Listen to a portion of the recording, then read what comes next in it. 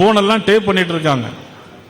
ஃபோனெல்லாம் tape பண்ணி என் phone எல்லாம் tape பண்ணிட்டு இருக்கு. யார் யார்கிட்ட பேசுகிறாங்க, என்னென்ன பேசுகிறாங்க, இவங்க ஏதாவது ஒரு என்ன பண்ணலாங்கிற அளவுக்கு இன்னைக்கு திமுக அரசாங்கம் கண்காணிச்சுட்டே இருக்கு.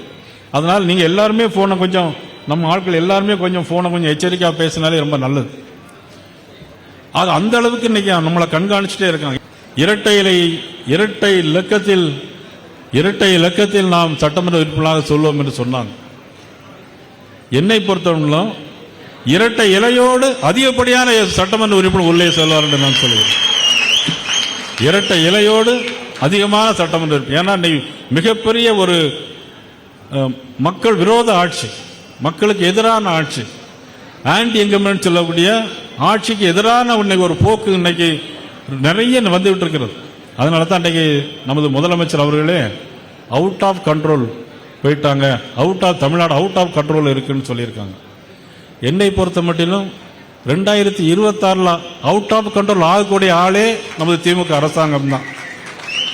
2026 நிச்சயமா அவுட் ஆஃப் கண்ட்ரோல் ஆகிடும். அதுபோல் இன்னொன்று சொன்னாங்க, எத்தனை சாவு வந்தாலும் ஒன்றும் செய்ய முடியாது. அவர்களுக்கு நான் உண்மையிலே சொல்லிக் கொள்வேன், அந்த வந்தார், ஹரியானா மாநிலத்தில் அந்த போனார். அங்கே ஹரியானா மாநிலத்தில் அங்கே பிஜேபி ஆட்சி வந்தது. அந்த மறுபடியும் போனார் மகாராஷ்டிரா மாநிலத்திற்கு. அங்கே மீண்டும் பிஜேபி ஆட்சி, மீண்டும் இல்லை, பிஜேபி ஆட்சியை உருவாக்கி கொண்டு வந்தார். அந்த போனார் டெல்லி பட்டணத்துக்கு போனார்.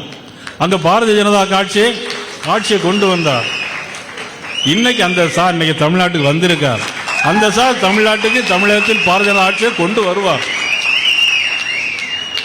ஆகவே நாம் செய்ய வேண்டிய பணி என்ன அப்படிங்கிறது தான் முக்கியம். ஒவ்வொருவரும் சிந்திக்கணும்.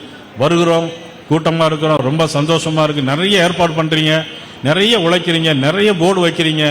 உண்மையிலே எனக்கே ஒரு கில்ட்டி கான்சியஸ், இவ்வளவு பண்றாங்களே அப்படிங்கிற ஒரு எண்ணம் எனக்கு தோணும். ஏன் இவ்வளவு பணத்தை செலவு பண்றாங்க அப்படி கூட நினைக்கிறேன். ஆனா அதையெல்லாம் விட மேலா நீங்க உண்மையிலேயே இந்த கட்சியை வலுப்படுத்தியது நம்முடைய முன்னாள் மாநில தலைவர்கள், திருமதி வானதி சீனிவாசன் அவர்கள், நமது சிபி ராதாகிருஷ்ணன் அவர்கள். அவரை மாதிரி ஒரு நேர்மையான ஆள் யாருமே பார்க்க முடியாது. அந்த அளவுக்கு இந்த மண்டலத்தில் இருந்து கட்சியை பலப்படுத்தி அவர் ஒரு ரத யாத்திரை நடத்தினார். அண்ணன் பொன்னார் அவர்கள் தாமரை சங்கம மாநாட்டை மதுரையிலே நடத்தினார். அதன் பிறகு நம்முடைய மண்ணின் மைந்தன், இந்த மண்ணின் மைந்தன் இன்னைக்கு மாண்புமிகு மத்திய அமைச்சர் வேல் யாத்திரை மூலமாக வீரவேல் வெற்றிவேல் என்ற முழக்கத்தை முழங்கி 4 சட்டமன்ற உறுப்பினர் கொண்டு வந்தார். எண்மண் எண் மக்கள் யாத்திரையை நடத்தி மாண்புமிகு அண்ணாமலை அவர்கள் இன்னைக்கு மிகப்பெரிய ஒரு தாக்கத்தை, இவ்வளவு பேர் கைத்தட்டக்கூடிய அளவுக்கு ஒரு நிலைமையை உருவாக்கி தந்திருக்கிறார். நமக்கு அதற்கு மேல் என்ன பொறுப்பு என்றால், இனிமேல் தான் நமக்கு இருக்கக்கூடிய பொறுப்பெல்லாம் இவ்வளவு கட்டுமானத்தை, இவ்வளவு கட்டமைப்பை உருவாக்கி கொடுத்த தலைவர்களுக்கு நாம் செய்ய வேண்டியது இரட்டை இலையோடு கூடிய சட்டமன்ற உறுப்பினர்களை அதிகமாக நாம் ஏற்பாடு செய்வதற்கு நாம் அண்ணா திராவிட முன்னேற்ற கழக தொண்டர்களோடு, அவருடைய தலைவர்களோடு இன்றிலிருந்து நாம் அனைவரும் ஒன்றாக பயணிக்க வேண்டும்.